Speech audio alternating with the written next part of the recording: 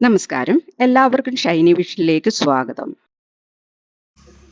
വർഷത്തിൽ ഒന്നോ രണ്ടോ തവണ മാത്രം പറമ്പിലുണ്ടാകുന്ന ഈ നാടൻ കൂണിന് റെഡിമെയ്ഡ് വാങ്ങിക്കുന്ന കൂണിനേക്കാൾ എത്രയോ നല്ല രുചിയാണ്. ഈ പ്രാവശ്യം നമ്മുടെ പറമ്പിൽ നിന്ന് കുറേയധികം കൂണ് കിട്ടി. ഈ കൂണ് വെച്ച് നമുക്കൊരു മഷ്റൂം മസാല ഉണ്ടാക്കാം.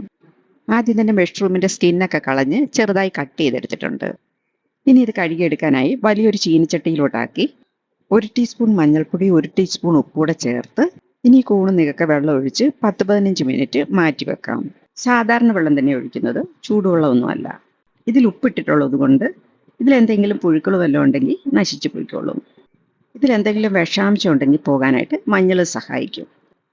15 മിനിറ്റിന് ശേഷം 5-6 പ്രാവശ്യം വെള്ളം മാറ്റി മാറ്റി കഴുകി വാരിയെടുക്കാം. ലാസ്റ്റ് കഴുകി വാരുമ്പോൾ ചെറുതായി ഒന്ന് പിഴിഞ്ഞെടുത്താൽ അതിലെ കുറേ വെള്ളമൊക്കെ അങ്ങ് പോയി കിട്ടും. ഇപ്പം മഷ്റൂം എല്ലാം നന്നായി കഴുകിയെടുത്തിട്ടുണ്ട്. 1/4 ടീസ്പൂൺ ഉപ്പും 1/4 ടീസ്പൂൺ മഞ്ഞൾപ്പൊടിയും കൂടെ ചേർത്ത് സ്റ്റൗവിൽ വെച്ച് എല്ലാ സൈഡും ഒന്ന് ചൂടാകുന്നത് വരെ ഇളക്കിയിട്ട് അടച്ചു വെച്ച് മഷ്റൂമിൻ്റെ 1/4 വേവ് വേവിച്ചെടുക്കാം. മഷ്റൂം ഒന്ന് ചൂടായി വരുമ്പോൾ തന്നെ ഇതിൽ നിന്നുള്ള വെള്ളമൊക്കെ ഇറങ്ങി വരുന്നുണ്ട്. ഇനി ഇത് അടച്ചു വെച്ച് വേവിക്കാം. ഇപ്പോൾ ഇതിൽ നിന്നുള്ള വെള്ളമൊക്കെ ഇറങ്ങി. ഇത് കുറച്ചധികം ഉള്ളതുകൊണ്ട് ഇതിൻ്റെ പകുതി ഇപ്പം വെക്കാം, പകുതി പിന്നത്തേന് മാറ്റി വെക്കാം. ബാക്കി തണുപ്പിച്ച് പിന്നെ ഒരു കറി വെക്കാനായിട്ട് ഫ്രിഡ്ജിൽ സൂക്ഷിക്കാം. മഷ്റൂം ഒരു 1/4 വേവായപ്പോഴേക്കും ഇതിൻ്റെ പകുതി മഷ്റൂം മസാലയ്ക്ക് വേണ്ടി എടുത്തു. ഇനി പാനെടുപ്പത്ത് വെച്ച് 2 ടേബിൾ സ്പൂൺ എണ്ണ ഒഴിച്ച് ചൂടായി വരുമ്പോൾ ഒരു ചെറിയ കഷ്ണം പട്ടയും 2 ഏലക്കയും 1 ടീസ്പൂൺ നെയ്യൂടെ ചേർക്കാം. പട്ട ഏലക്കയും ചെറുതായി ഒന്ന് മൂത്ത് വരുമ്പം 3 വലിയ സവോള ചെറുതായി അരിഞ്ഞതൂടെ ചേർത്ത് ഇതിലേക്ക് ആവശ്യത്തിനുള്ള ഉപ്പൂടിട്ട് ഉള്ളി നന്നായി ഒന്ന് വഴണ്ടി വരുന്നവരെ ഇളക്കി കൊടുക്കാം. ഉള്ളിയുടെ കളർ ചെറുതായി ഒന്ന് മാറി വന്നാലുടൻ ഇഞ്ചി വെളുത്തുള്ളി പേസ്റ്റ് ചേർക്കാം. ഇഞ്ചി വെളുത്തുള്ളി പേസ്റ്റ് 1/2 ടീസ്പൂൺ ചേർത്ത് ഇഞ്ചി വെളുത്തുള്ളി പേസ്റ്റിൻ്റെ പച്ചമണമൊക്കെ മാറുന്നത് വരെ ഇളക്കാം. അപ്പോഴേക്ക് ഉള്ളിയുടെ കളറൊക്കെ ഒന്ന് മാറി വരാൻ തുടങ്ങും. ഉള്ളിക്ക് ചെറിയൊരു ഗോൾഡൻ കളറൊക്കെ ആകാൻ തുടങ്ങുമ്പം ലോ ഫ്ലെയിമിലേക്ക് ആക്കിയതിന് ശേഷം പൊടിവർഗ്ഗങ്ങളൊക്കെ ഇടാം. ആദ്യം തന്നെ 1 ടീസ്പൂൺ കാശ്മീരി മുളക്, 1/2 ടീസ്പൂൺ സാധാരണ മുളക്, 1 ടീസ്പൂൺ മല്ലിപ്പൊടി, 1/4 ടീസ്പൂൺ മഞ്ഞൾപ്പൊടിയും കൂടെ ചേർത്ത് ഇതിൻ്റെ എല്ലാം പച്ചമണം മാറുന്നത് വരെ ഇളക്കി കൊടുക്കാം. ഈ പൊടികളുടെ എല്ലാം പച്ചമണം മാറി വരുമ്പം അരിഞ്ഞു വെച്ചിരിക്കുന്ന തക്കാളിയൂടെ ചേർക്കാം. ഇതിലേക്ക് 2 മീഡിയം സൈസ് വലുപ്പമുള്ള തക്കാളിയൂടെ ചേർക്കാം.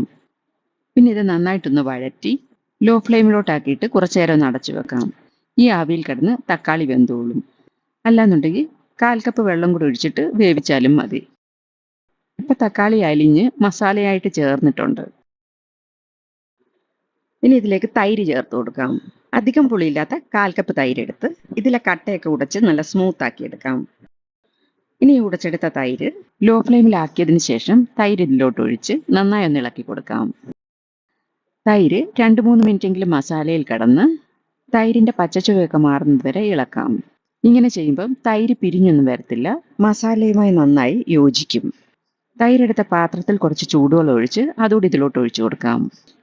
പിന്നെ ഇതെല്ലാം കൂടെ നന്നായിട്ട് ഇളക്കി യോജിപ്പിച്ച് എണ്ണ തെളിയുന്നത് വരെ അടച്ചു വെക്കാം.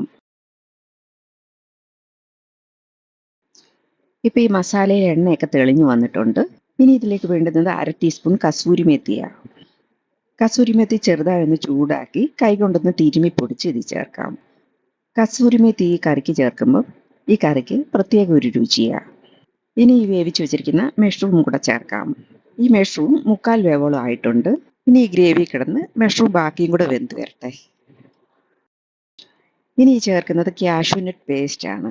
20 കാഷ്യൂനട്ട് ചൂടുവെള്ളത്തിൽ കുതിർത്തിട്ട് അരച്ചെടുത്തതാണ്. ഇത് ചേർക്കുമ്പോഴേക്കും ഗ്രേവി നല്ല തിക്കായി വരും. പിന്നെ ഇതിൽ 1/4 ടീസ്പൂൺ ഗരം മസാല പൗഡർ കൂടെ ചേർക്കുന്നുണ്ട്. ഗരം മസാല പൗഡറിൻ്റെ അധികം ഫ്ലേവർ ഒന്നും ഇതിന് വേണ്ട. ഉപ്പ് കുറച്ച് കുറവുണ്ട്, കുറച്ചുകൂടി ഉപ്പ് ഇട്ട് കൊടുക്കാം. ഇനി ഒന്നുകൂടെ തിളച്ച് എണ്ണ തെളിഞ്ഞു വരുമ്പോൾ സ്റ്റൗ ഓഫ് ചെയ്യാം. അങ്ങനെ നമ്മുടെ മഷ്റൂം മസാല ഇവിടെ റെഡിയായി. ചൂടോടെ തന്നെ സെർവ് ചെയ്യാം. ഇനി ചൂടോടെ ചപ്പാത്തിക്കൊപ്പം കഴിക്കാം. നിങ്ങൾക്ക് എൻ്റെ വീഡിയോ ഇഷ്ടമായാൽ ലൈക്കും ഷെയറും സബ്സ്ക്രൈബും ചെയ്യാൻ മറക്കരുതേ. Thank you.